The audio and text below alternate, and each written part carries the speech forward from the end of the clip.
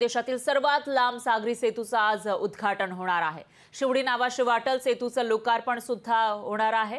तर पंतप्रधान मोदींच्या हस्ते हे लोकार्पण केलं जाईल। विविध विकास कामांचं लोकार्पण आणि भूमिपूजन पंतप्रधान मोदींच्या हस्ते केलं जाणार आहे। देशातील सर्वात लांब सागरी सेतू शिवडी नावाशिवा प्रकल्पाचं आज उद्घाटन होणार आहे। पंतप्रधान मोदींच्या हस्ते या प्रकल्पाचं लोकार्पण होईल।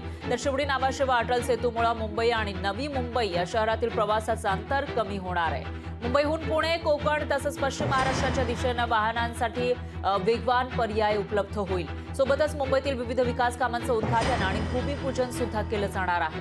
तर नवी मुंबई मेट्रो, दीघा रेल्वे स्टेशनचंही मोदी उद्घाटन करतील आणि पंतप्रधान मोदींच्या या दौऱ्याच्या पार्श्वभूमीवर नवी मुंबईतील वाहतुकीत सुद्धा बदल करण्यात आलाय। दरम्यान नवी मुंबईमध्ये पंतप्रधान मोदींचं आगरी कोळी परंपरेनं स्वागत केलं जाणार आहे।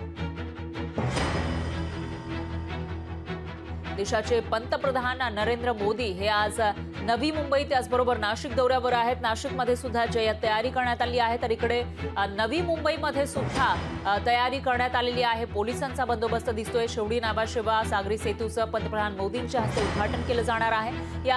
या ठिकाणी सुद्धा सजावट करण्यात आलेली होती आणि मुख्यमंत्री शिंदेंनी याचा आढावा घेतलेला होता।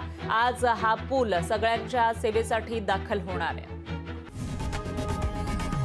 लोकशाही मराठी ऐका, पहा, जागरूक रहा।